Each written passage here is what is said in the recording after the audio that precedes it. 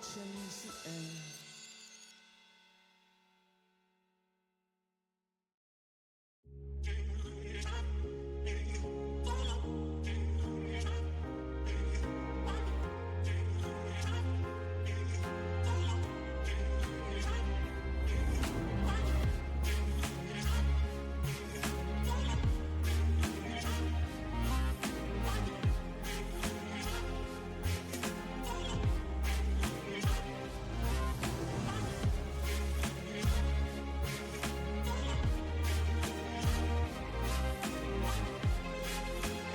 Pour le grand écran, pour voir tous les films et pour rêver ensemble, on a tous une bonne raison d'aller au cinéma.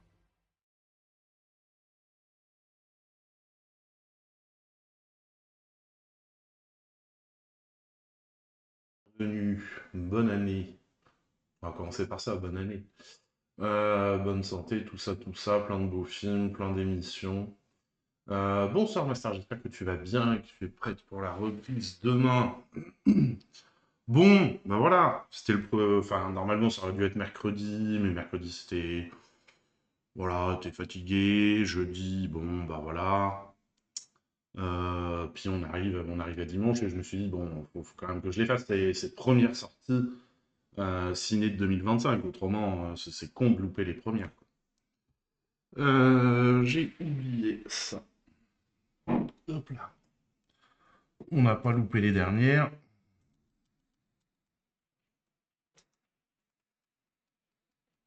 On va quand même pas se louper les premières. Allez. Alors vous allez voir, hein, des films optimistes. Très optimistes. Il y a une comédie, je crois. Et le reste, si ça augure 2025, l'ambiance de 2025, ben on est dans la merde, je vous le dis. Voilà. On commence donc avec ce premier film, Le Retour de Franck Dubosc au cinéma. Un film où réalise et il joue avec Laure Calamy, Benoît Poelvoorde, entre autres, un ours dans le Jura. A priori, le nouveau Dubosc. Bon, voilà. Je vous laisse juger sur la bande-annonce. Michel, viens voir. Qu'est-ce qu'on fait? Oh là là. C'est beaucoup. C'est combien? Beaucoup. Ouais. Cathy Michel, la lue du 21. Est-ce que vous avez entendu ou vu des choses qui vous paraissaient anormales? Anormal, c'est-à-dire? 2 hommes, une femme, du miel. Oh là là là là là là. Quand on dit l'argent ne fait pas le bonheur, on parle de quelle somme exactement? 2 millions. C'est une somme. On va le cacher. On n'y touche pas. Et les corps, qu'est-ce qu'on en fait? On réfléchit, je te dis. C'est l'histoire de la petite fourmi qui voulait manger la baleine. Je crois que l'histoire est dans le titre. Il va finir par y avoir plus de morts que d'habitants.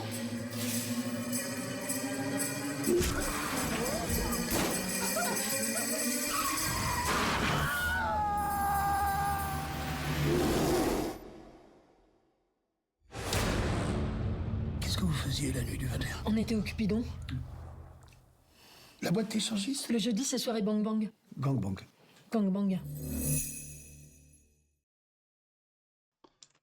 Bonsoir, monsieur Polyman-Grom. Bonne année, bonne santé à toi. Alors, qu'est-ce qu'on nous dit sur ce magnifique film? Je vois pas pourquoi c'est le nouveau Franck Dubosc. Moi, je trouve qu'il fait ce qu'il sait faire, quoi, mais...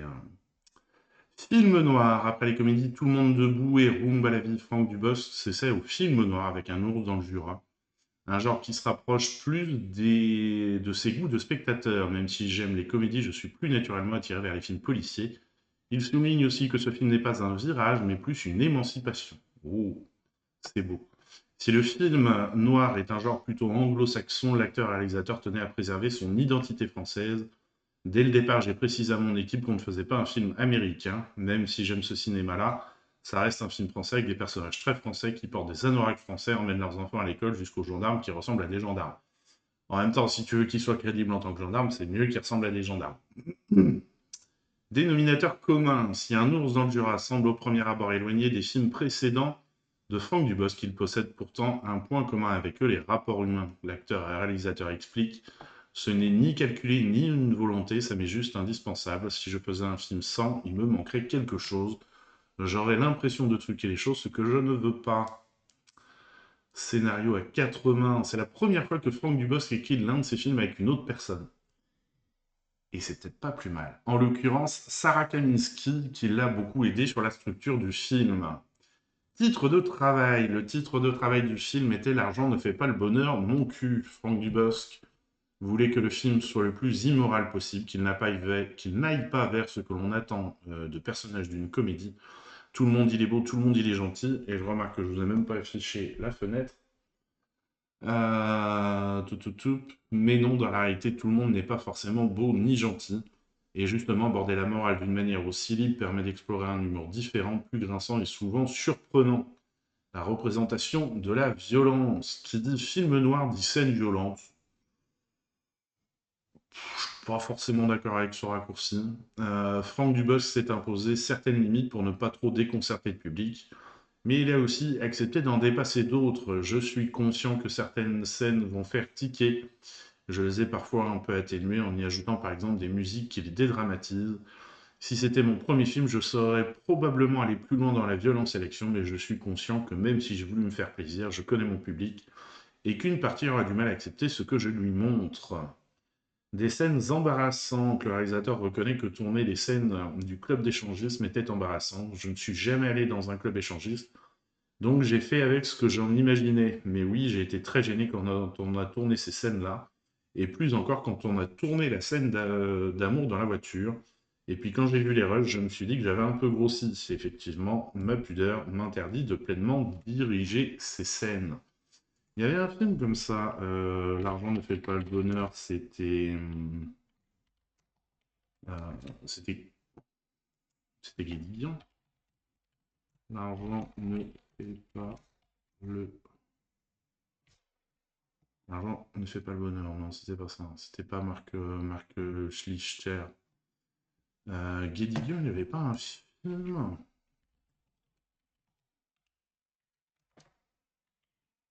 Robert Guédiguian, filmographie. Allô. Dans ses premiers films, L'argent fait le bonheur. Voilà, lui c'était l'inverse. Lui c'était très drôle. Si vous avez l'occasion, bon, Guédiguian en même temps, c'est quand même une certaine qualité, mais en plus c'était, il y a toute la bande à Guédiguian, à Ascaride, Daroussin, tout ça. Donc on passe un bon moment. Voilà donc pour ce premier film, Un ours dans le Jura de Franck Dubosc.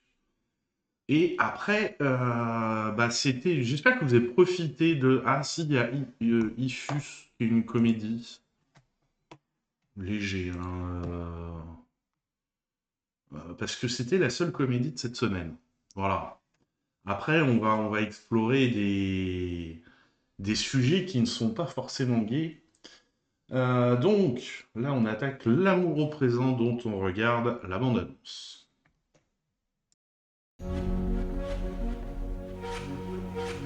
Quel sang, vous savez où il est? Ça, j'en ai aucune idée. Je suis désolé, mais est-ce qu'on se connaît? Oui, non, c'est moi qui vous ai renversé.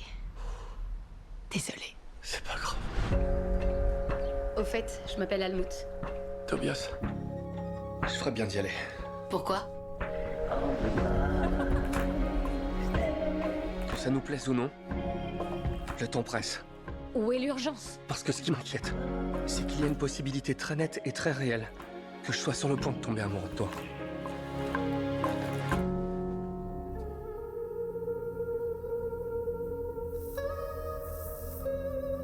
Je vais bien. Tout va bien. Ça fait beaucoup. Vous avez le droit de ne pas aller bien. Mais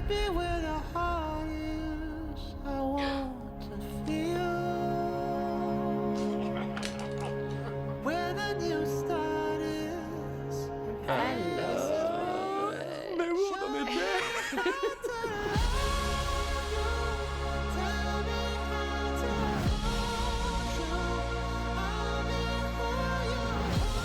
J'ai pas envie de suivre un traitement qui va nous faire perdre du temps. Pourquoi tu prends ce risque? Parce que je veux pas qu'on oublie.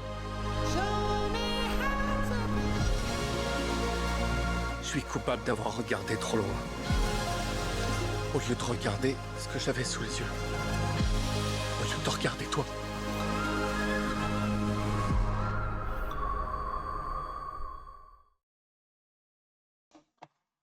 On change d'ambiance, hein. On n'est pas dans de la grande gaieté. Si les films qui sont sortis cette semaine présagent de l'année, on va passer une super année, hein, moi je vous le dis. Alors, naissance du projet, la collision fortuite entre Helmut, étoile montante de la cuisine, et Tobias, qui travaille dans le marketing dans une entreprise de céréales, est née dans l'esprit de Nick Payne, le scénariste et dramaturge avait déjà exploré l'amour à travers des univers quantiques multiples dans sa pièce Constellation. Pour ce nouveau projet, il a réfléchi au temps dans la vie de tous les jours et s'est interrogé sur le fait que d'une manière ou d'une autre, le temps nous échappe en permanence. Cette histoire n'a pas sa place au théâtre, car selon lui, rien ne donne mieux la sensation de la mémoire que le cinéma. Nick Payne a alors présenté cette histoire à Sony March, la société de production de Benedict Cumberbatch et Adam Ackland, qui a été convaincu. À partir de là, John Crowley a été sollicité à la réalisation, ainsi que les acteurs Andrew Garfield et Florence Pugh dans les rôles principaux. Le sud de Londres, l'amour au présent s'ancre dans une partie de Londres rarement vue à l'écran, non pas un Londres glamour branché ou idéalisé, mais la banlieue verdoyante et rangée de Herne Hill dans le sud de Londres. John Crowley confie « Nous avons situé l'histoire à Herne précisément parce que ce n'est pas un endroit particulièrement glamour. C'était important car nous voulions que cela semble vrai pour le public. » Mademoiselle et bonsoir. 22e mois d'abonnement. Merci beaucoup. Bonjour, bonne année, bonne santé, tout ça, tout ça. L'ombre devait apparaître tel qu'en lui-même permettant à toute la joie et la tristesse de ces deux personnages d'être au centre de l'histoire.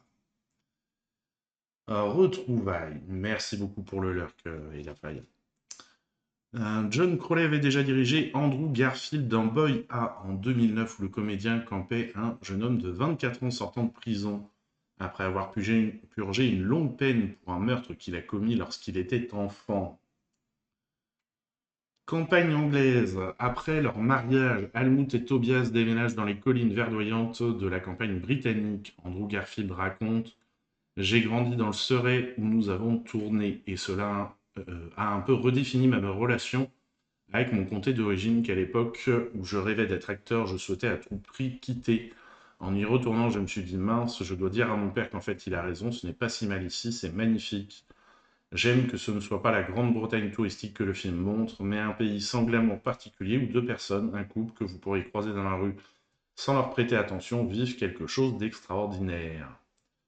Style visuel. John Crowley a fait équipe avec le directeur de la photographie Stuart Bentley, un collaborateur du cinéaste, sur les séries Life After Life et Black Mirror. Ce dernier, Black Mirror, j'en ai entendu parler. Life After Life, non. Ce dernier a mis au point un style visuel chaleureux et réaliste pour que le public s'immerge aisément dans l'histoire avec ses changements d'époque et son amplitude émotionnelle. Le metteur en scène se rappelle, le style était essentiel parce qu'il fallait ressentir cette histoire de l'intérieur. Chaque fois que nous adoptons un point de vue extérieur, c'est uniquement pour une raison humoristique ou narrative très claire. Stuart et moi avons cherché un naturalisme presque invisible pour la majeure partie du film. Nous avons parfois conjugué ce regard plus simple et quelque chose d'un peu plus graphique. Nous voulions trouver un équilibre, être absolument visuel sans jamais devenir artificiel. Et Stuart a parfaitement réussi cela. Il est très doué techniquement, mais il adore aussi les visages des acteurs, ce que je recherche toujours chez un directeur de la photographie.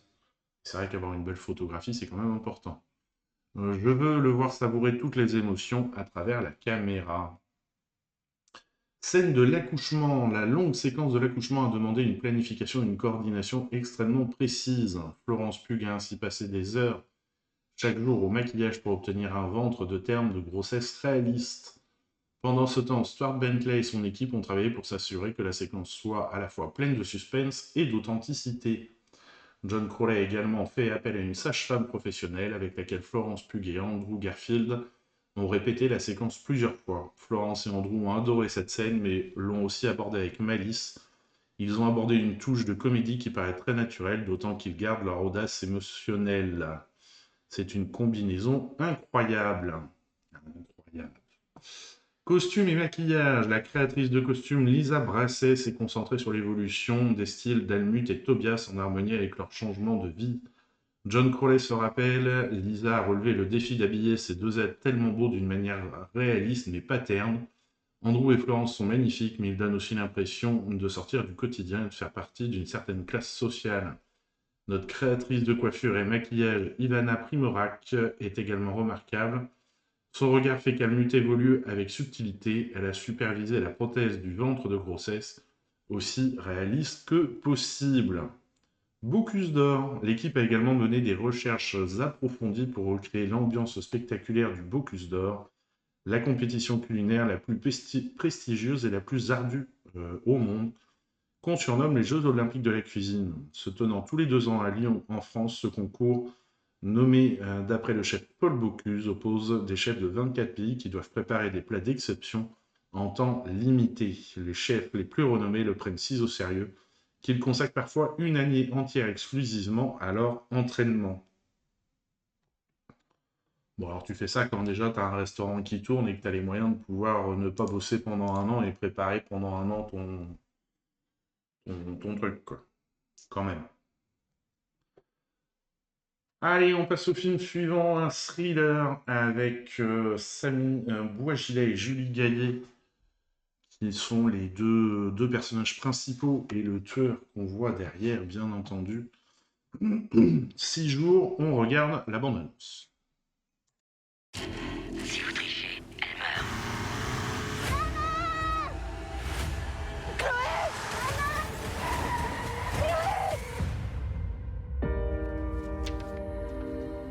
C'est le genre d'affaire qui vous hante. Vous aviez promis de le retrouver. 6 jours, Malik. Ça va faire Boutiras? Ouais. Il reste 6 jours avant la fin de la prescription. J'ai réouvert l'enquête. Je sais pas si c'est une bonne idée. Je suis retourné là-bas, j'ai trouvé ça. Un indice, un vrai indice. Cette affaire est close. Close de rien du tout, il reste 5 jours. C'était il y a plus de 10 ans. J'irai jusqu'au bout. On va devoir chercher rue par rue.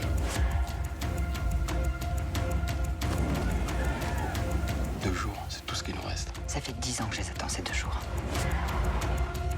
Un mec comme ça, si on veut l'avoir, il faut être inventif, il faut prendre des risques. Nous sommes seuls, Malik, depuis le début.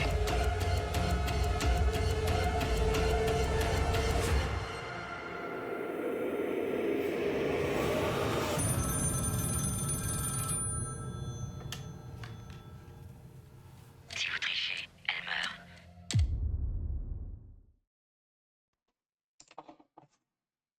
Sacrée ambiance quand même, hein. Alors, qu'est-ce qu'on nous dit sur le film? Qui réalise? Juan Carlos Medina est un acteur franco-américain. Oui, c'est vrai qu'avec un nom comme ça, j'aurais plutôt dit à la limite franco-espagnol. Ayant grandi en Espagne, mais qui a fait des études de cinéma en France. Il a préalablement tourné 4 courts-métrages. En 2012, il réalise son premier long, Insensible, qui est une coproduction franco-espagnole sélectionnée dans plusieurs festivals. Il signe en Angleterre en 2016 son 2e film, Golem, le tueur de Londres, puis il met en scène plusieurs séries comme Discovery Witches, Origine et l'adaptation de Disparu à jamais, d'après Harlan Coben. 6 jours est son 3e long métrage, c'est aussi son premier long métrage 100% français. Naissance du projet, à l'origine 2 producteurs sont venus voir Juan Carlos Medina, avec un scénario écrit par Denis Brusseau, adapté d'un film coréen dont la cinéaste a trouvé le sujet captivant. Ce dernier confie « J'ai beaucoup aimé la manière dont les rapports entre vérité et justice étaient abordés, et c'était l'occasion de faire un polar français à la Melville dont je rêvais depuis longtemps. Je me suis impliqué dans la réécriture pour m'approprier le texte, mais il y avait déjà une formidable matière. » Se documenter sur les rapts d'enfants. Pour écrire le scénario de 6 jours, Juan Carlos Medina s'est longuement entretenu avec plusieurs contacts dans le milieu de la justice et de la police. Un ancien patron de la BRI en particulier l'a beaucoup aidé. Ah oui, quand même. Le réalisateur se rappelle, je l'avais rencontré au Festival de Beaune et on avait sympathisé. C'était d'autant plus précieux que la BRI joue un rôle important dans le film et qu'il s'agit de l'unité spécialisée dans ce genre d'enlèvement. Il m'a guidé sur le réalisme opérationnel des unités de police dans le film, l'opération dans la gare routière, les permutations, les couches d'oignons dans le dispositif policier, la manière de communiquer avec la victime qui transporte l'argent pour faire l'échange. Il m'a aussi donné des conseils très utiles sur la prescription. Ce qui rendait le film possible, c'est que la France, jusqu'en 2017, avait un délai de prescription de 10 ans pour des affaires très graves, comme un kidnapping entraînant la mort d'un enfant. Ensuite, une nouvelle loi a étendu à un délai de 30 ans. Si l'histoire tient, c'est parce que l'affaire se déroule il y a près de 10 ans. C'était l'élément dont il fallait s'assurer, car cette réalité juridique devait être inattaquable. 30 ans. Est-ce que 30 ans après, on arrive encore à trouver des preuves et à réouvrir des dossiers, à les finir? Je sais pas. Paysage industriel. Le paysage industriel avec ses usines en arrière-plan et cette langue de terre entre deux bras de mer est un personnage à part entière de 6 jours. Juan Carlos Medina raconte, ce décor est central. C'est en quelque sorte le noyau là où se déroule la tragédie qui marque à vie. La mer et le flic. J'ai sillonné le Nord-Pas-de-Calais pour voir comment construire cet univers et j'ai été très impressionné par la digue du Braec. À Dunkerque, longue bande de bitume avec un phare au bout conçu pour protéger des tempêtes le complexe sidérurgique ArcelorMittal à proximité. Quand j'ai découvert cette langue de béton avec d'un côté la mer sauvage et les herbes hautes rappelant une estampe japonaise et de l'autre un paysage industriel à la Blade Runner, j'ai trouvé cette dualité très forte, comme si la digue séparait l'enfer du paradis. À mes yeux, c'était une formidable métaphore de cette histoire, d'où le fait que la séquence finale s'y déroule. Un policier désabusé, Juan Carlos Medina, voulait que le personnage de Malik, l'inspecteur de police campé par Sami Bouajila, soit quelqu'un de taiseux et usé par le métier, comme Morgan Freeman dans Seven, tout en étant doté de la pugnacité d'un homme qui va se battre jusqu'au bout. Il précise, pas mal de policiers m'avaient confié qu'à force de côtoyer le sordide et le tragique, il n'avait plus aucune foi en l'être humain. Tu m'étonnes. Bonjour, monsieur Alexouille. Le train a bien respecté les limitations de vitesse. Eh bien, tant mieux. Oui. Bah, en même temps, c'est mieux, parce qu'autrement, ça peut dérailler. Mais t'as pris le train. Peut-être, je sais pas. Quel que soit le point de vue qu'on a là-dessus, ce sont des gens exposés de manière hors norme à la monstruosité humaine, si bien qu'ils en deviennent désabusés. En dehors de ces aspects-là, c'est Sami qui a apporté avec une grande élégance la manière d'être du personnage et de sa dimension empathique. On sent que Malik est fatigué, qu'il a pris cher. Décor et photographie. Juan Carlos Medina et le chef décorateur Philippe Chiffre ont choisi de tourner 6 jours à Roubaix, où la présence de la brique rouge sanguine permet d'obtenir une photographie très dense avec des noirs très prononcés et des rouges marqués. Le metteur en scène se souvient. Ensuite, je voulais des blancs assez blafards et des verts un peu ternes, inspirés de l'Armée des Ombres et des tons ocre et rouge issus de Seven. Je recherchais de la dureté à travers une palette de couleurs denses, mais je voulais filmer l'ensemble avec douceur, si bien qu'il me fallait des optiques qui apportent cette délicatesse. Avec mon chef opérateur, on a d'abord testé des objectifs anamorphiques avant d'opter pour des optiques Canon sphériques, utilisées pour La Servante écarlate et Alien de Cameron. Ce sont des optiques qui ont une identité visuelle très forte et qui sont très douces. Résultat, on obtient une photographie brumeuse qui tranche avec la force d'une palette chromatique assez sombre. Voilà donc pour 6 jours. Mais du coup, j'ai pas compris, Alexouille, pourquoi le train a bien respecté les limitations de vitesse. T'as fait un jeu de simulation de train et pour une fois, t'as respecté les limitations de vitesse. Ce serait incroyable. Allez, pour le film suivant, on part dans le cinéma indépendant américain qui a été récompensé à Cannes par la Palme d'Or cette année. Alors là, c'est pas Sean Baker, c'est Andrea Arnold. Mais on est à peu près sur le même type de cinéma. Andrea Arnold, qui avait son précédent film, c'était American Honey. Des gens qui sont assez réalistes sur la société américaine, le rêve américain, et la réalité dramatique de ce rêve américain. Bird, sur la bande-annonce, je pense, va respecter le travail qu'elle a fait jusque-là. Bande-annonce qu'on découvre.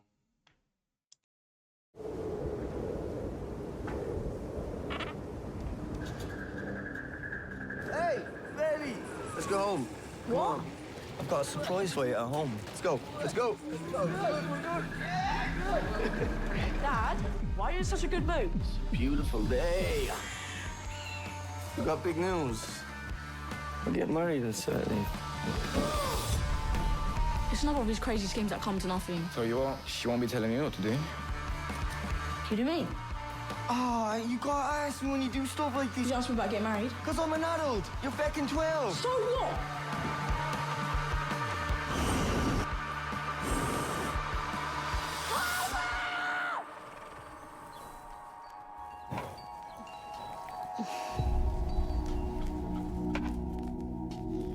I'm Bird. Who are you? It's none of your business.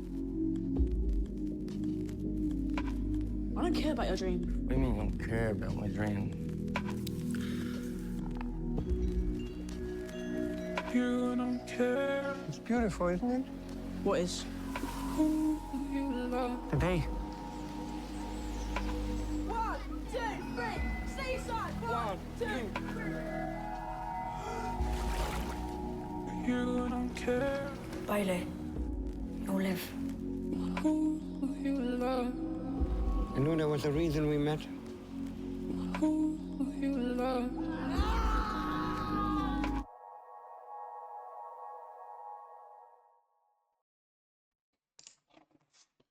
Voilà donc, et merci pour l'explication du coup. Pour ce film, alors, qu'est-ce qu'on nous dit? On nous dit quelque chose de... Ouais, enfin, du coup, bravo à l'acteur.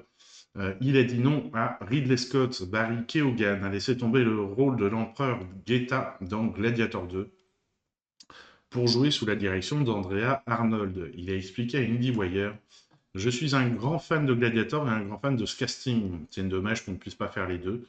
Mais c'est ce qui arrive dans ce jeu, tu ne peux pas faire les deux. Le tournage dans 2 pays différents rend également la situation très difficile.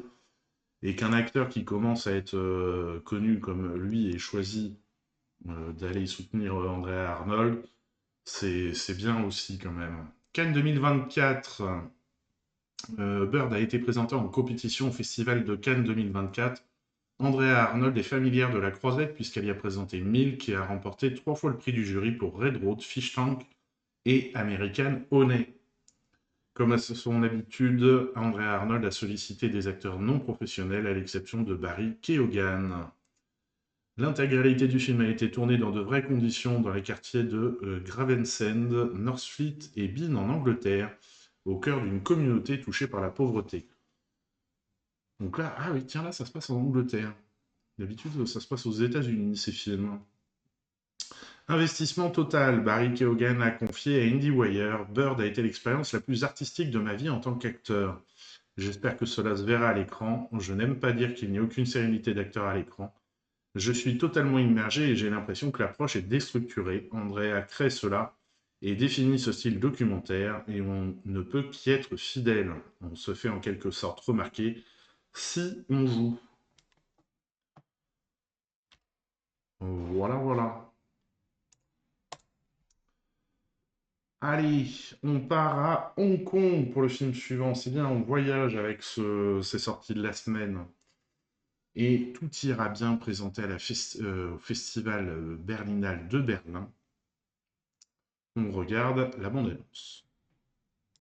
1、2、3號都得。啊，你姜咧？喂，姜就唔得。姜屋企有。點解有成家人去你哋嗰度做節啊？中秋嘛。中秋節快樂！佢哋有冇聽過呢隻山羊威士忌啊？咁貴嘅酒俾我哋飲冇嘥。哎呀，自己人點會話嘥啊？人一世物一世嘛。Hannah， 你知唔知道你阿哥揾咗份通宵工啊？你聽唔聽到我講嘢㗎？ Angie， 個鐘你想擺喺邊啊？阿 Pat 中意望到海㗎。你哋係咪決定咗一定要將私人海葬啊？阿余師傅就麻煩你咧，幫我哋睇下嗰個龕場有冇位。胡女士嘅所有資產都會由佢嘅近親所繼承，包括 Angie 而家住緊嗰個單位啊。Angie 可唔可以繼續住喺嗰度㗎？呢啲遲啲先講啦。唔好意思師傅太，朋友要喺親人後面。阿 Pat 唔淨止係我老友啊，我喺外國度結咗婚咧，你係有權攞翻佢啲遺產嘅。點解我哋唔賣咗 Pat 姑姐個單位，然後分4份？我梗係睇住我頭家啦，就算阿 Pat 喺度啊，佢都贊成我咁做啦。成件事都唔係為咗錢，諗住一家人啊嘛。我成日喺度諗咧，到我大個之後，我都想揾到個人好似你同 Pat 姑姐咁，我可以照顧佢一生一世。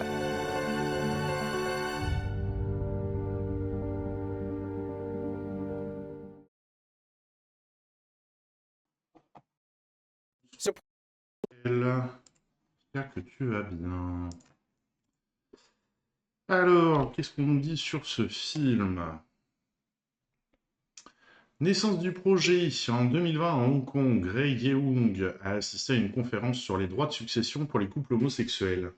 Le conférencier a cité quelques exemples très similaires à l'intrigue de Tout ira bien. Le réalisateur se rappelle, j'ai tout de suite pensé que c'était une idée de film très intéressante, et j'ai donc interrogé plusieurs personnes qui avaient vécu cela. En discutant avec elles, j'ai réalisé que je devais vraiment écrire une histoire à ce sujet.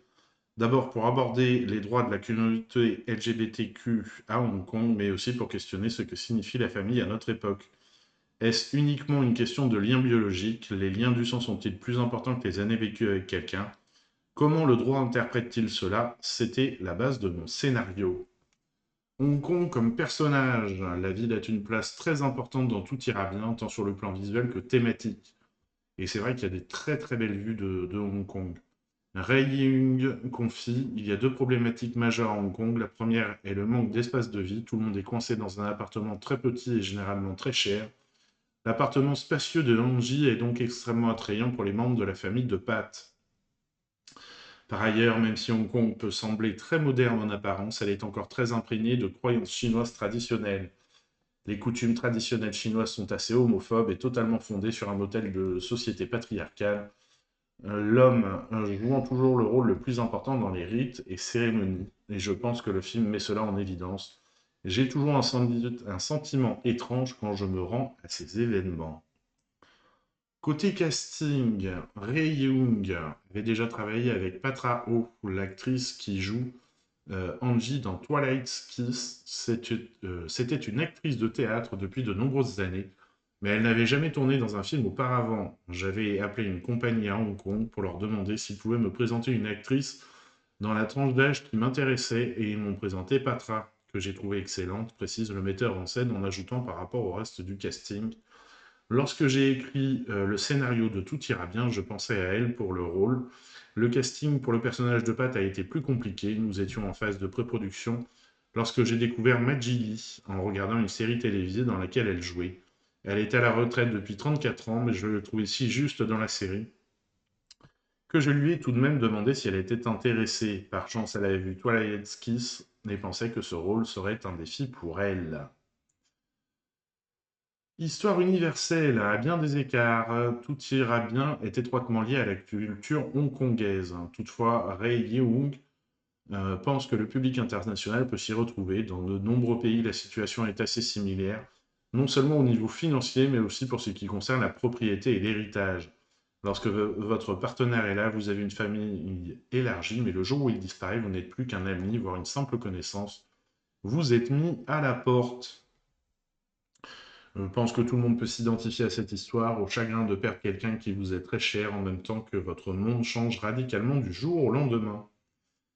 Référence de prestige. Côté source d'inspiration stylistique, Ray Yeung cite le réalisateur japonais Yasujiro Ozu. J'ai été stupéfait par son style lorsque j'ai découvert son cinéma. En grandissant, j'ai vu beaucoup de films hollywoodiens. Il y a toujours beaucoup d'action et de mouvements de caméra dans ces films, et ils sont très divertissants. Mais lorsque vous regardez un film d'Ozu, c'est tout aussi captivant, si ce n'est plus, parce que les informations ne vous sont pas servies sur un plateau. Vous devez absorber le film, être là avec les personnages, vous imprégner de l'atmosphère, des silences et des ellipses. Alors le cinéma d'Ozu, il est beau, mais effectivement, faut s'imprégner des silences, parce que c'est des films qui sont très très longs. Dans le cinéma japonais, il y a des films qui sont plus faciles à aborder pour découvrir le cinéma japonais que les films d'Ozu, quand même. Les éléments sont disséminés ça et là, et si vous êtes attentif, et vous pouvez faire appel à votre imagination pour combler les trous. Je trouve cette approche très inspirante et j'ai voulu réaliser Twilight Skiffs et tout ira bien dans ce style. Un autre réalisateur que j'admire beaucoup est Ang Lee, déjà beaucoup plus simple à aborder. Je me souviens avoir vu The Wedding Banquet quand j'étais jeune. Ce film m'a fait réaliser que le public était sensible aux histoires portant sur les minorités ethniques et sexuelles. Voilà donc pour ce très très joli film, pour l'avoir vu, et effectivement, c'est un sujet qui là se passe à Hong Kong, mais qui est très international. Donc c'est très bien joué, c'est très bien interprété, très bien écrit. Et puis voilà, ça révolte un peu quand même la situation dans laquelle se retrouve cette femme. Allez, on passe au film suivant, Quiet Life. Est-ce que la vie est si tranquille? Pas sûr.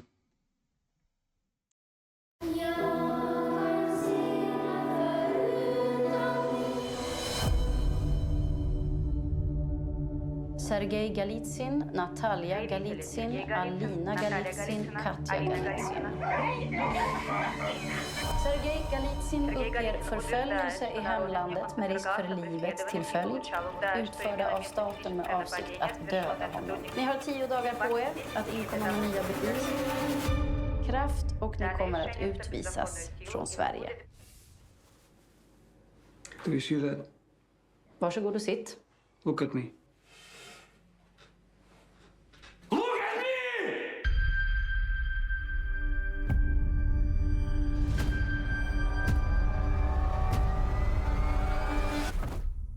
Your daughter is suffering from resignation syndrome.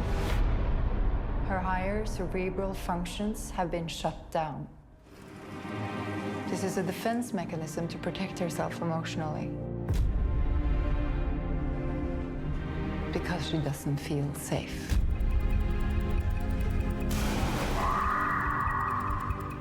Keep smiling.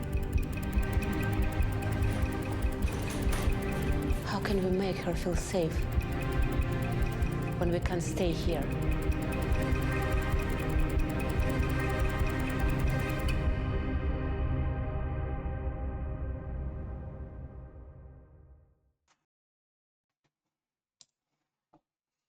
Quiet, voilà. Bon, on sent bien que c'est pas la joie quand même. Alors, qu'est-ce qu'on nous dit sur ce film? En compétition, Quiet Life a été présenté en compétition officielle dans la catégorie Horizonti lors de la 81e Mostra de Venise en septembre 2024. Mot réel. Ah, tiens, ça c'était la question que je me suis posée quand j'ai vu la bande-annonce pour la première fois.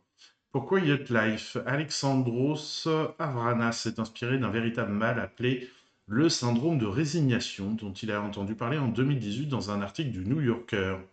Des millions d'enfants victimes des guerres ou de répression politique sont envoyés loin de chez eux dans l'espoir d'une vie plus facile et sont en proie à un fort état de désespoir. Une centaine d'enfants seraient ainsi touchés en Suède par ce mal reconnu seulement en 2014, et c'est ce qui a incité le cinéaste à aborder ce thème à travers la famille de Sergej et Natalia. C'est une histoire universelle sur la fragilité de la vérité, sur l'amour inconditionnel des parents pour leurs enfants et sur la situation d'un enfant en exil. Ah ouais, et bah... Ça, j'aurais dit, à la limite, c'était un petit côté science-fiction qui apportait quelque chose, mais pas que c'était quelque chose de vrai. En amont de l'écriture, Alexandros Avranas a fait de solides recherches sur le syndrome de la résignation, visionnant de nombreux documentaires et rencontrant des spécialistes comme les docteurs Elisabeth Hultkrantz et Carl Salin du Karolinska Institutet. Il s'est également inspiré d'un article sur le médecin américain Arash Javanbakht, qui a participé à une grande étude sur le sujet en 2018. Selon lui, les enfants en question sont originaires de pays où ils ont été persécutés, et une fois réfugiés dans un pays, sont atteints de la peur irraisonnée de devoir repartir d'où ils viennent. Une sorte d'état comateux dont ils se réveillent en général une fois que leurs parents obtiennent le droit d'asile. Oh, c'est vraiment curieux comme Double esthétisme. Si la première partie du film dresse une réalité factuelle avec un style visuel plutôt austère, l'esthétisme du film glisse ensuite vers la science-fiction, voire le conte de fées, les deux petites filles rappelant La Belle au bois dormant. Le symptôme d'un mal. Si le film se déroule en 2018 avant l'invasion de l'Ukraine par la Russie, le cinéaste a souhaité malgré tout montrer une famille réfugiée russe en Suède. En cause, les premiers cas d'enfants victimes du syndrome venaient de l'ex-Union soviétique et de l'ancienne Yougoslavie. Toutefois, Alexandros Avranas précise que ces personnages représentent une plus grande généralité et qu'ils auraient pu être afghans, iraniens ou palestiniens selon ses propos. Et effectivement, là, c'est comme le film précédent, Tout ira bien, c'est des sujets qui sont internationaux. Une star au casting, le personnage de la mère Natalia est campé par Shulpa Kamatova, une grande star de cinéma russe qui a notamment joué dans Goodbye Lenin, très beau film, je me rappelle, Soldat de papier ou encore La fièvre de Petrov. Lorsqu'elle a lu le scénario, elle s'est tout de suite identifiée au personnage puisqu'elle était elle-même exilée de son pays à ce moment-là, puisqu'elle vit actuellement en Lettonie. Derrière le rêve, le réalisateur a choisi de placer son intrigue en Suède, là où non seulement les premiers cas de symptômes de résignation ont été recensés, mais aussi parce que selon lui, c'est un pays que le monde a mis sur un piédestal comme il le déclare. On a tendance à idéaliser la société suédoise, tout à fait, on n'arrête pas de la prendre en exemple. Il semblait donc logique d'y situer l'histoire, même si le modèle suédois est souvent cité en exemple. Il n'est pas exempt de problèmes, mais ce n'est évidemment pas spécifique à la Suède. Beaucoup de pays se perdent dans les systèmes qu'ils ont mis en place dans des réactions politiquement correctes, dans la censure des émotions. Toutefois, il tempère en confiant que son film n'est pas une critique de la Suède, mais de son système parfois kafkaïen. Trouver les filles. Pour dénicher les deux petites perles rares qui comparaient les filles, la directrice de casting Pirette Tumva Schoenberg a sillonné du coup, puisqu'elle est toute seule, même si elle a un nom à rallonge, a sillonné de nombreux pays pendant 1 an et demi, en Estonie, en Lituanie, en Pologne et à Berlin. Berlin est un pays, tout à fait. Elle a envoyé ensuite les vidéos à Alexandros Avranas, qui a sélectionné 70 candidatures pour mener un atelier avec elle de 4 jours en Estonie. C'est au terme de cet atelier que le cinéaste a fait son choix. Dans la peau du personnage, Shulpan Kamatova a longuement travaillé avec des associations qui luttent contre les maladies infantiles. En découvrant le scénario de Quiet Life, elle a été donc intimement touchée et s'est même renseignée en amont auprès de médecins pour en savoir davantage sur ce syndrome. Silence Saturne, Alexandros Avranas a volontairement épuré les répliques de Shulpan Kamatova, même si cette dernière lui réclamait plus de texte. Mais avec le recul, l'actrice a compris le choix du réalisateur. Comme elle le dit, d'ailleurs, je lui serais gré de m'avoir donné la possibilité de jouer sans dialogue. Le plus souvent, le réalisateur filme l'acteur filme l'acteur qui s'exprime, mais pas son interlocuteur.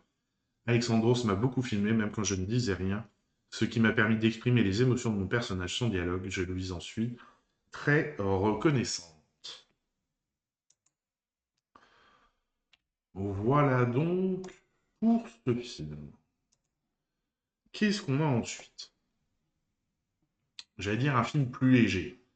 Mais en vrai, pas si léger que ça. Donc c'est un film pour les enfants à partir de 10 ans.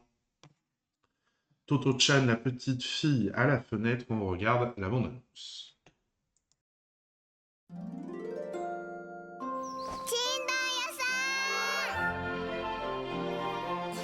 すごいわ。ゴミ箱の蓋みたい。黒柳さん、学校の迷惑になります。よその学校にお連れください。よその学校？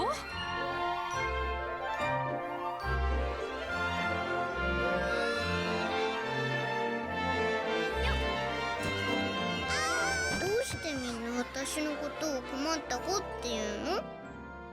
君は本当はいい子なんだよ。さようなら。みんな、海のものと山のもの持ってきたかい？綺麗だね。お花畑みたいだ。どうしてそんな風に歩くの？僕、小児麻痺なんだ。小児麻痺？じゃあさ、あきちゃん、トットちゃんの木にご招待してあげる。木に登るってこういうのか。寝癖が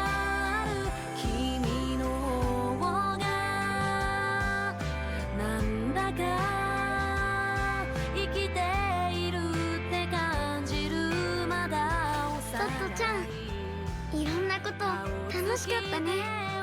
君のこと忘れないよ。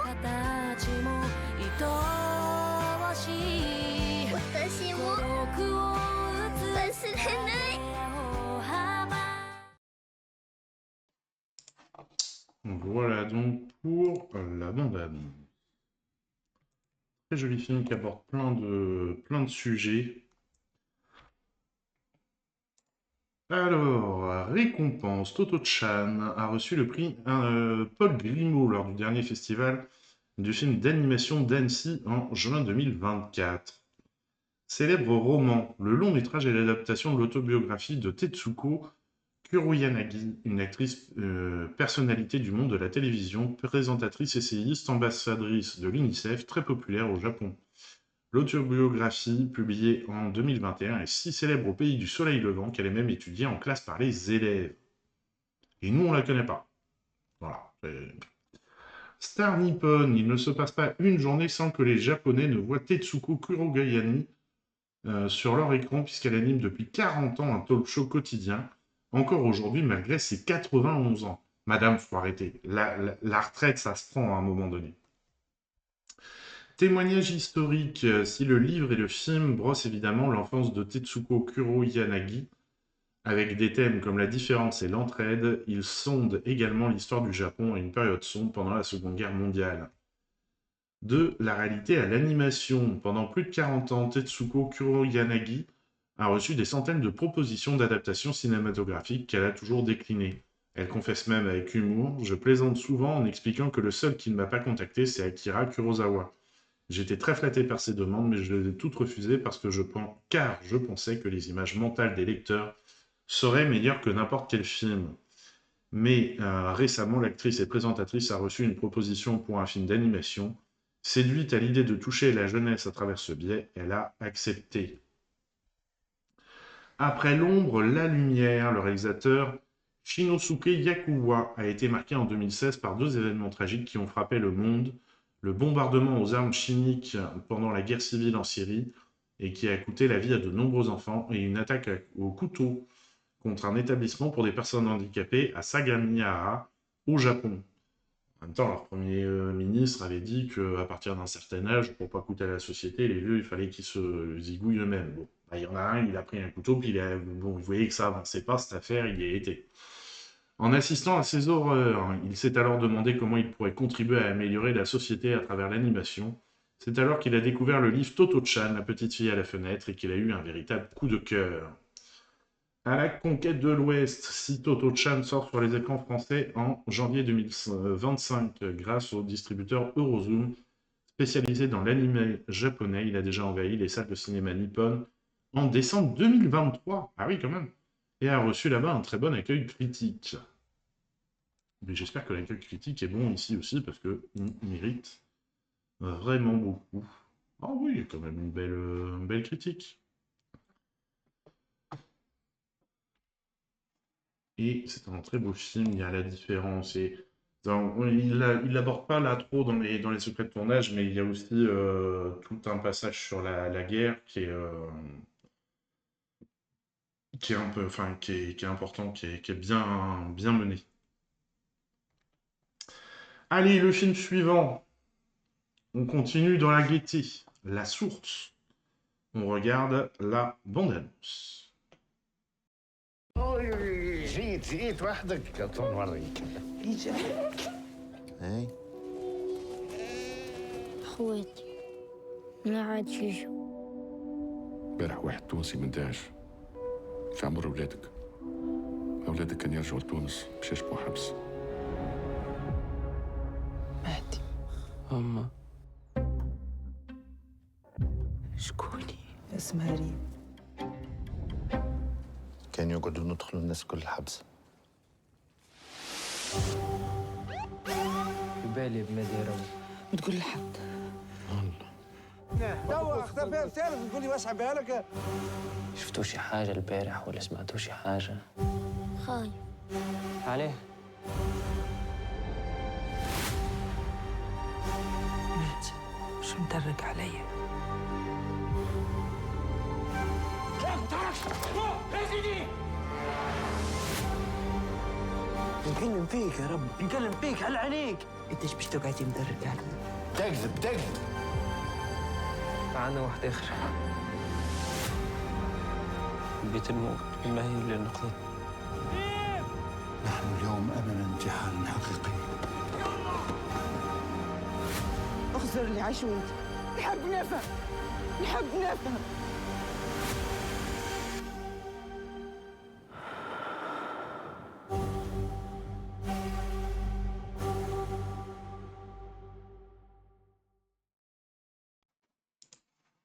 Voilà. Le film était idiot. Je crois qu'il est... Est-ce qu'il n'est pas interdit? Ah non, il n'est pas interdit. Ah, non. J'aurais dit qu'il était interdit pour le coup. Il y a quelques scènes qui sont quand même assez ardues en particulier. Alors c'est vrai que ça arrive qu'à la fin du film, mais en particulier sur la fin du film... en même temps, l'islamisme radical... n'importe quelle religion radicale, ça amène toujours à des choses qui sont pas très gaies. Alors, le film a été présenté en compétition officielle lors de la dernière Berlinale en février 2024. Après plusieurs courts-métrages, La Source est le premier long-métrage de sa réalisatrice Meriem Jouber. Heureuse rencontre lors d'un voyage en Tunisie en février 2017 sur la terre de ses origines. Avec son fidèle chef-opérateur Vincent Gonville, la réalisatrice a fait une rencontre déterminante. Sur son chemin, elle a croisé Malek et Shaker Merchegui, deux frères roux en train de conduire les moutons de leur père dans les pâturages. Frappée par leur physique si particulier, elle a tenté de les photographier en vain. Mais Meriem Jouber a surtout appris que de nombreux hommes de la région étaient partis en Syrie pour combattre Daesh. Inspirée par cette information, la cinéaste a écrit le scénario d'un court-métrage Brotherhood et a voulu à tout prix avoir les deux frères roux dans le film. Retournant sur leurs traces à l'été de la même année, la réalisatrice et son chef-opérateur sont parvenus à localiser les deux hommes, ainsi que leur frère de 6 ans, Ryan. Tous trois ont accepté de tourner le film qui a remporté par la suite 75 prix internationaux et a concouru aux Oscars en 2020. Deux fois mère, l'actrice tunisienne Sabra Nasraoui incarne la mère dans le court-métrage Brotherhood et reprend son rôle dans La Source. Formation de taille, Malek Shaker et Ryan Merchegui, tous les trois non professionnels, ont été formés au jeu de l'acteur sur le tas par l'actrice tunisienne Salah Nasraoui, qui joue leur mère dans les deux films. Du court au long, La Source prend sa source dans le court-métrage. Il répète des choses là, Allociné, au secours. De la même réalisatrice Brotherhood en 2018. Porté par les mêmes acteurs à l'exception d'Adam Bessa et Dea Liane, le film explore les mêmes thèmes que le court-métrage en mettant encore davantage l'accent sur la maternité et la victimisation des femmes. Et effectivement. Il était une fois. Malgré sa thématique politique et sociale, La Source est construite comme un conte. D'une gaieté folle. Hein. En même temps, les contes, c'est pas forcément toujours très gai. Un format cher à la réalisation grâce à ses grandes-mères tunisiennes qui lui en racontaient lorsqu'elle était enfant et qu'elle passait ses vacances au pays. Meriem Jouber a grandi aux États-Unis. Elle confie « Le langage des rêves et la communication avec le subconscient sont devenus le point central du voyage d'Aïcha. Avec mon chef opérateur, nous avons trouvé notre propre façon de traduire cela à l'écran. Nous voulions évoquer quelque chose de sensoriel et d'émotionnel, pénétrer dans le cœur et l'esprit des personnages. Je reconnais que le mélange n'est pas commun, mais c'était une façon de souligner les aspects métaphoriques de l'histoire. Convivialité au rendez-vous. Le tournage a duré 6 semaines dans le village de Luka. Les habitants ont non seulement fait de la figuration dans le film, mais ont également permis à la réalisatrice de filmer chez eux, et ont même parfois aidé l'équipe technique sur le plateau. Une grande convivialité qui permet aujourd'hui à Meriem Jouber d'organiser une avant-première dans le village, avec une projection en plein air sur la plage où a été tournée certaines scènes.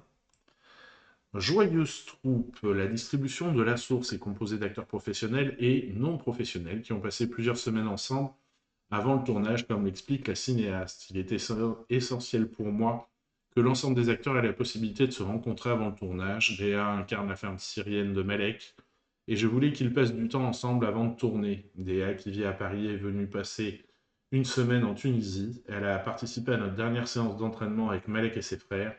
Je l'ai ensuite emmenée dans le nord du pays pour visiter le village des frères. Difficulté de communication. Malek Merchegui, mais non, c'est Meshergui et Dealian sont censés jouer un couple dans le film. Chose qui n'a pas été aisée puisque les acteurs parlent deux dialectes arabes différents et ont donc eu beaucoup de mal au départ à se comprendre.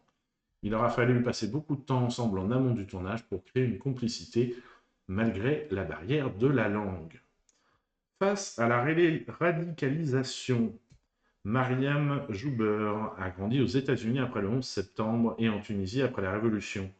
Sans observation de la montée du conservatisme religieux et de la radicalisation, a inspiré son cinéma. Et c'est effectivement un très beau film sur le sujet. Dur, mais les acteurs sont vraiment tous magnifiques. On prend une claque, puis alors il y a on le voit dans la bande-annonce, il y a une photographie qui est vraiment magnifique. Allez, on passe au film suivant. Issus, le dernier tour d'une piste, on regarde la bande-annonce.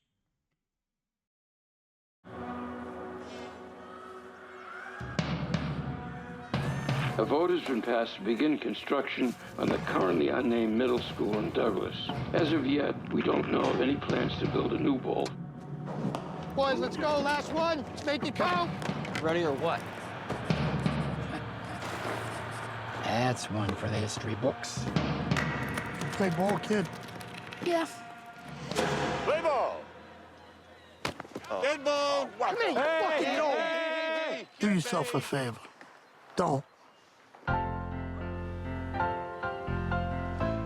I've been watching this for an hour and I still don't understand baseball.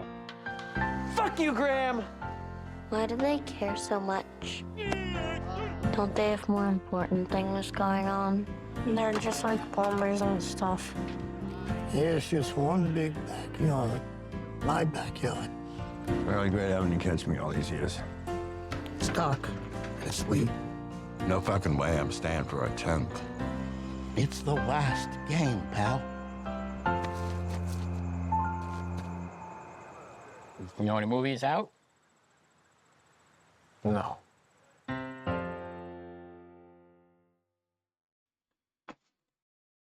Donc les derniers instants d'un terrain de... Comment ça s'appelle déjà ce jeu? Je sais plus, mais enfin bon, d'un terrain de sport. Et bon, on est censé avoir, voilà, on suit des personnages comme ça. Mais ça pourrait être pas mal. Ça pourrait être bien, puisque c'est des films qu'on a déjà vus. Et ce qu'il y a, c'est que normalement, on suit, chacun raconte un petit peu son histoire, on suit des moments, on suit... Mais il y a un moment, normalement, il faut que ça se croise pour amener vraiment quelque chose de plus. Et là, à mon avis, c'est mon ressenti toujours, hein, bah, ça manque. Ça manque le moment de croisement. Mais bon, dans le même temps, il est très bien noté par SoFilm, les cahiers du cinéma, Cinématiseur, Le Figaro, bon, Télérama. Parce que c'est... Alors par contre, Avoir à lire, pas du tout aimé. Voilà, moi c'est vrai que je suis... Bon,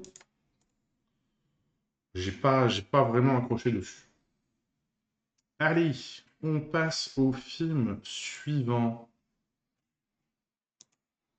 Film suivant ? Mika Ex Machina, dont on regarde la bande-annonce. Je me suis séparée de mon ex en mai. Le lendemain, j'ai trouvé sur ma moto un ruban rouge. Au départ, je me suis dit que c'était elle, un signe, sa façon de me dire « je pense à toi ». Et la suite, ça a été des dizaines de foulards rouges. Tous les jours, ruban rouge, foulard rouge, et puis des pièces à l'intérieur, 1 euro, 2 euros, foulard rouge, ruban rouge, pièces. Mais un jour, ma moto est attachée. Un antivol bloque ma moto. Garagiste, 6 circulaires, tous les jours, foulard rouge, pièces de monnaie, garagiste, 6 circulaires.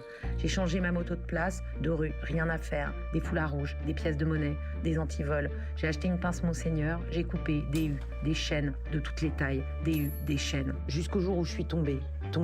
T'as vu ce que j'ai trouvé dans ta chaîne? Tu roules vite, tu passes à travers le carter. On va aller voir la police, Mika. Les flics, fais chier les flics, non pas les flics. Vendre ma moto, pas question, ce serait trop con. Mais putain, qui fait ça? En vrai, ça fait peur, quoi. On sait pas si c'est malveillant ou bienveillant. Et vous avez pensé aux mobiles fétichistes? Tu dis que c'est quoi, toi? Érotomanie. C'est criminel. Cannibalisme. Ouais. Pourquoi? Vous allez pas vous mettre là et observer toute la nuit, tous les jours. On trouve qui c'est. La suite, c'est le film donc.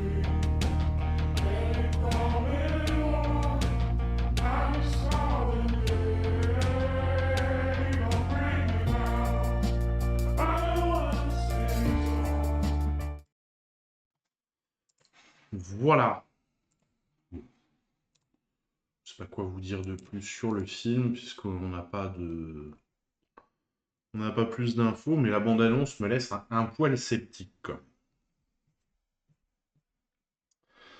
Allez, film suivant, Maya, une épopée finlandaise. On regarde la bande-annonce. Bölgemor. Visa mig min tillkommande. Visa mig en bild av min fästman. Visa mig min lycka. Maja, vi har gästar i oss. Jag vill inte att livet ska vara så här. Jag har sett ut ett ställe åt oss. Det är ett stormskär. Och där får man vara som man vill. Men om man inga vill då?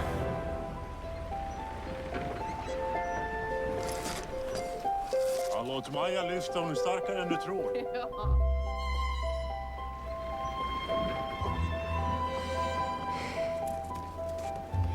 Vi ska fylla det här skäret med små ansikten och händer och fötter.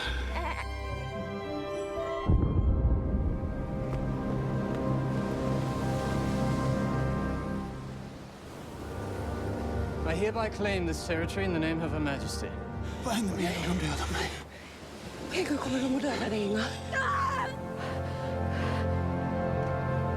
I'm an animal. War does that to people.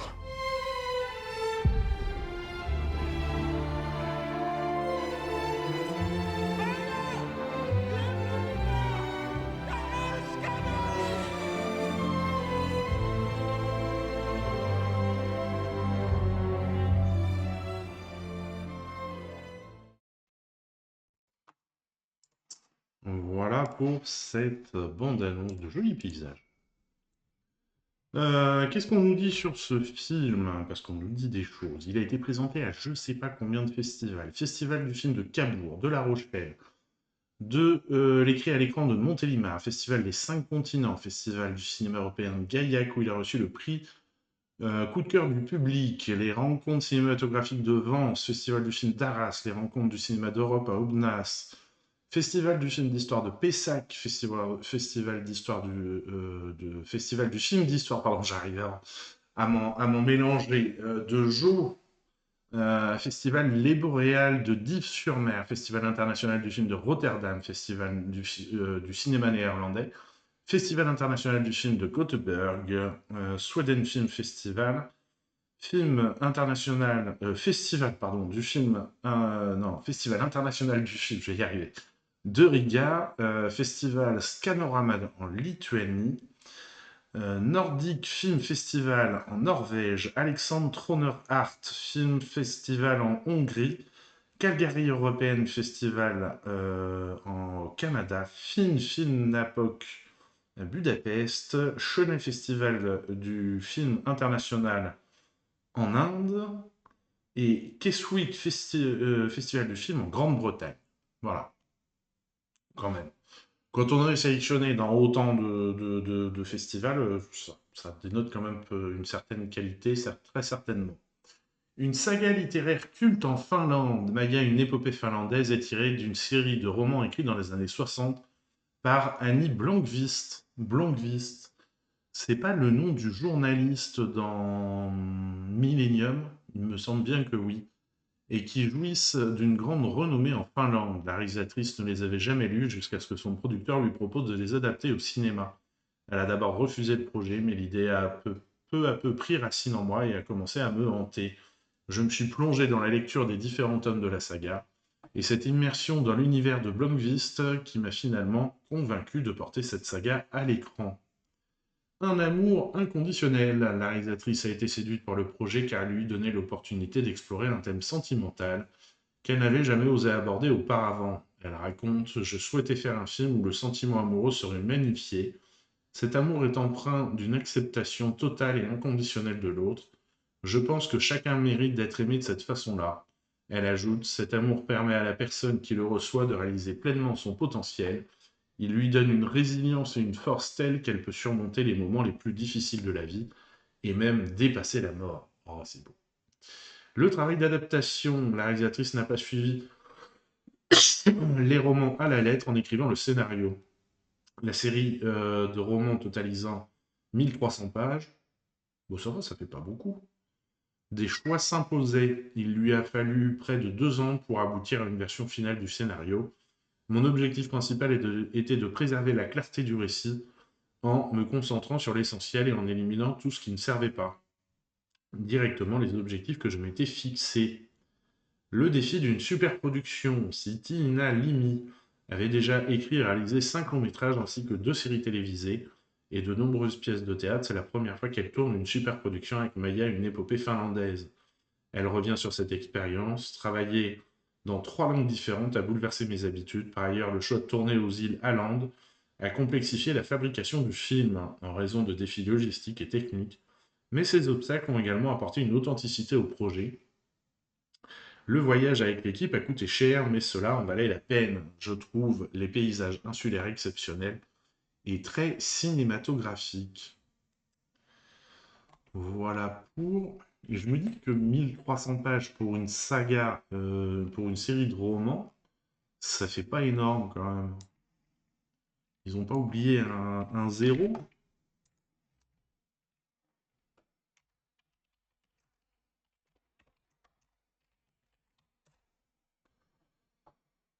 Notre critique. Voilà, ça c'est le film. Ça c'est le film aussi. Ça c'est le film. Non mais je veux le livre. Livre, j'ai marqué livre, j'ai pas marqué film.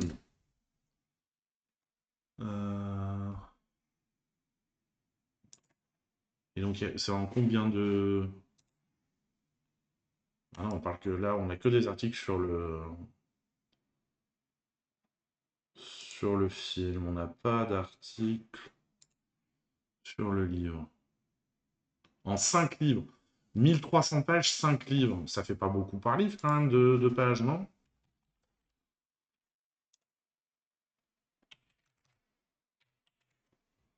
« 260 pages, oui, bon, c'est pas... je trouve pas ça énorme. Allez, on change d'ambiance, on passe à un documentaire. Pépé, l'histoire incroyable de l'hippopotame de Pablo Escobar. On regarde la bande-annonce. Kameras bereit für die atemberaubende Vielfalt von Südwestafrika. Zie ik hoe je het altijd hier gewoon? En esas aguas la vida era tranquila. Hulle is dieren wat ons bewust maakt van kwaad.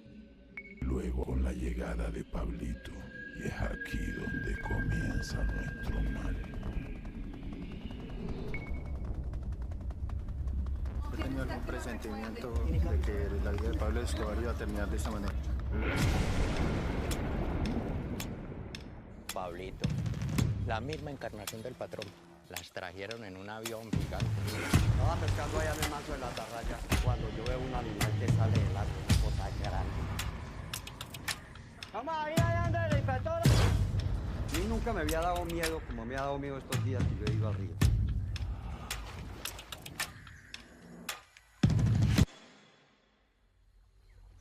Y así comenzaría el reino del horror.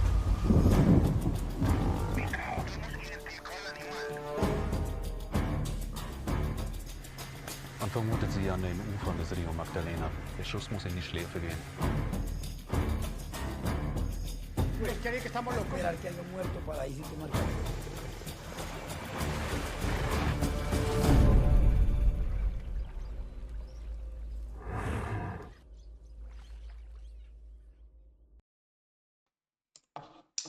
Commentaire très particulier parce qu'il décide de... On commence par l'hippopotame en général, et on s'intéresse ensuite aux 3 hippopotames que Pablo Escobar a fait venir en Amérique du Sud, et en particulier à Pépé. Et ils font parler l'hippopotame au travers du documentaire.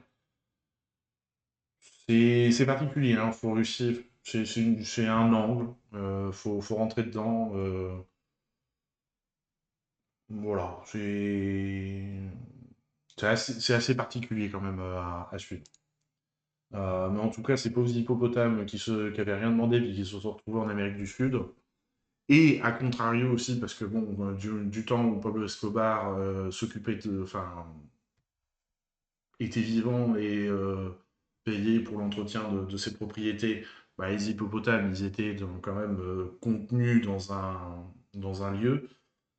Du jour où Pablo Escobar a plus été là, que plus personne n'a payé, les machins, ils se sont... Hein, voilà, tu les retiens pas comme ça, quoi. Et donc, c'est vrai que les premières fois où ils se sont échappés et que les pêcheurs locaux sont tombés dessus, ça a dû...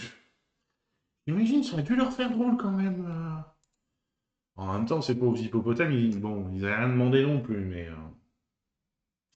Enfin voilà, c'est l'histoire de Pépé.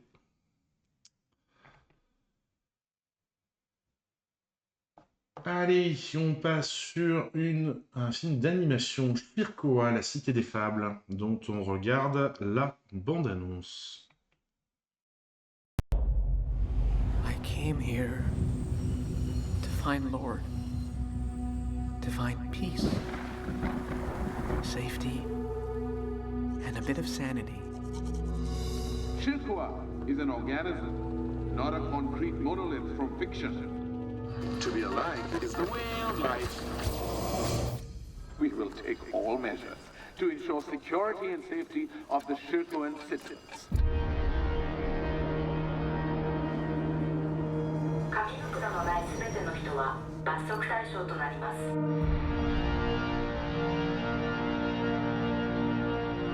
You know these anomalies are all myth, right?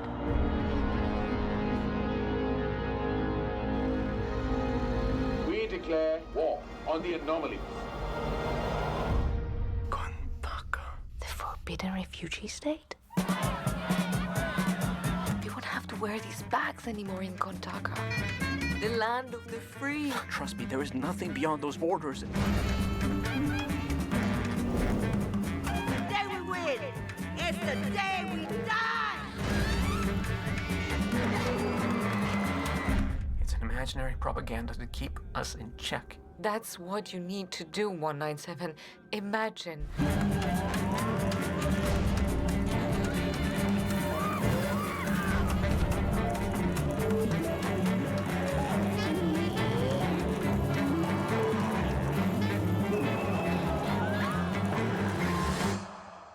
Lord, bless us all.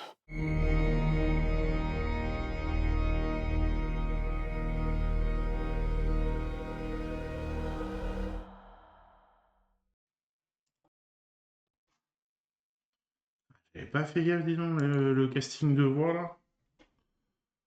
Golshifteh Farahani, Asia Argento, Soko, King Khan, Denzel Smith, John Sutton, Tibu Fortes, ah oui, c'est Lav Diaz, Karan Johar. Oh ouais, Gaspard Noé. Ouais, je les connais pas, mais Gaspard Noé, quand même, oui, aussi. On a un joli casting. Alors, assez rapidement, qu'est-ce qu'on nous dit sur ce film? Unreal Engine d'Epic Games.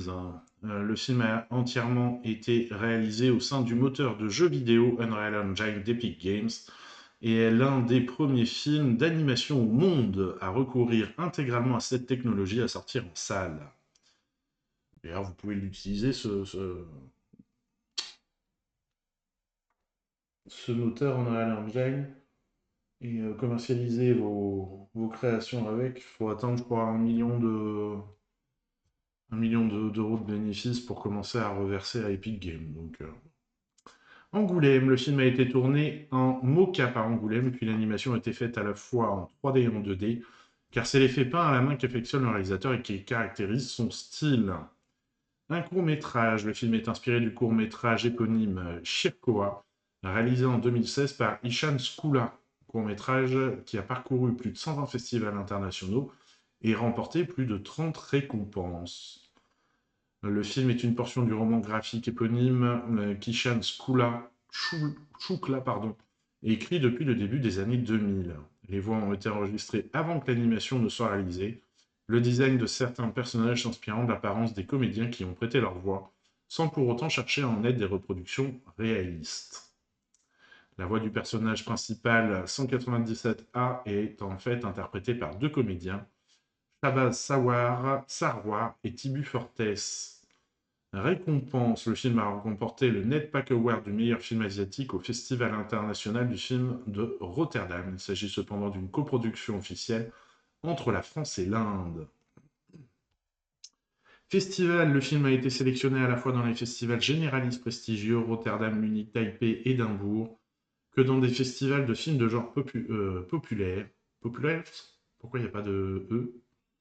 Bif, Nif, Bifan. Voilà, démerdez-vous avec ça. L'étrange festival à Paris, le Festival européen du film fantastique de Strasbourg, les Utopiales de Nantes, Stige, etc. Et étrangement, dans aucun festival de films d'animation. Allons bon, c'est quand même dommage, parce que l'animation est chouette. Un film de cinéma. Il est vrai que le film a été produit comme un film de cinéma et non comme un film d'animation, ce qui explique que les voix sont toutes issues du cinéma, voire de langages artistiques variés, musique, poésie, théâtre, et non spécifiquement de l'animation. Il y a beaucoup de langues différentes dans le film. Si la langue majoritaire est l'anglais, on y trouve aussi de l'hindi, du bengali, du gujarati, du pendjabi, du farsi, du japonais, du cantonais, de l'italien, etc.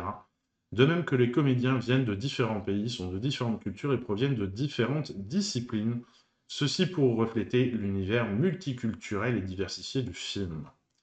Le réalisateur a également réalisé un court-métrage pour la série de Lucasfilm Star Wars Vision Volume 2, diffusé sur Disney+ en mai 2023. Et on arrive au dernier film documentaire. Il n'y aura pas... Non, j'ai pas le... Pas l'affiche ? Pas l'affiche ? Putain. Comment ça ? Il n'y aura pas de Bollywood ce soir. Pourquoi ça ne veut pas passer ? Défilé, propriété. Ah bah non, ça ne l'avait pas. Alors, ajouter des fichiers. Hop, on l'ajoute. Et donc, ch'touk, voilà. Kingdom, film très fort sur un activiste trans en Russie. On regarde la bande-annonce.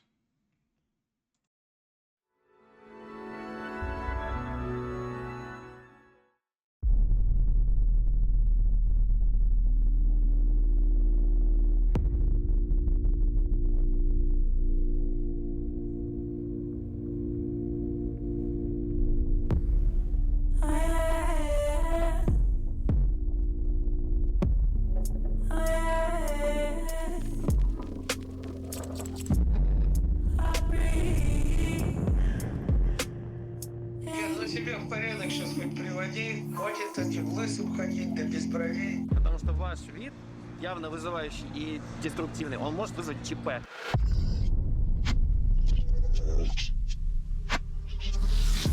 Шейном, что у него было переломано? Драк, он изначально это тема политическая.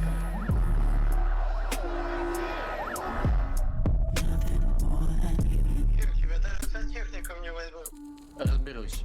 Я знаю, что ты ничего не добьешься. Ничего не добьешься.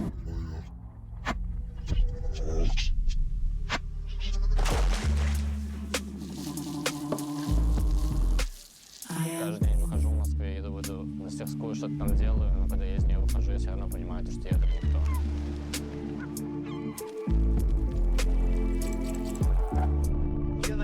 судебная повестка пришла, что-то там натворили. Сидеть что-то, наверное. Так, теперь стреляю.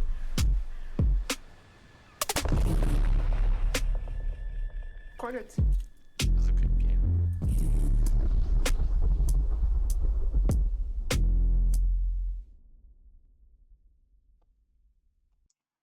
Et c'est cool. Autant pour moi. Mais on ne peut que admirer le courage de cet artiste, surtout dans un pays comme la Russie où, bon, forcément le plus facile, et surtout vu comment il le mène quand même assez loin son art.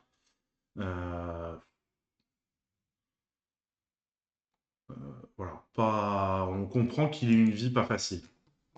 Clairement. Clairement. Bon, mesdames et messieurs, je repasse comme ça. On arrive à la fin de cette émission. Je vais vous envoyer... Chez qui l'eût cru. Hop. Bon, en tout cas, hein, vraiment, si les films qui sortent cette semaine donnent l'ambiance de l'année 2025, on est mal barré. Hein, ça, bon, c'est définitif. Hein, Bon, allez, zou. On lance le raid. Je vous souhaite une très bonne soirée. N'oubliez pas d'aller découvrir les films, de les faire vivre. Bonne soirée Pony, bonne soirée Michel, bonne soirée Alexouille, bonne soirée Ella, bonne soirée Mastar. À la prochaine, mardi, les cafés du cinéma avec Louis, 18h30.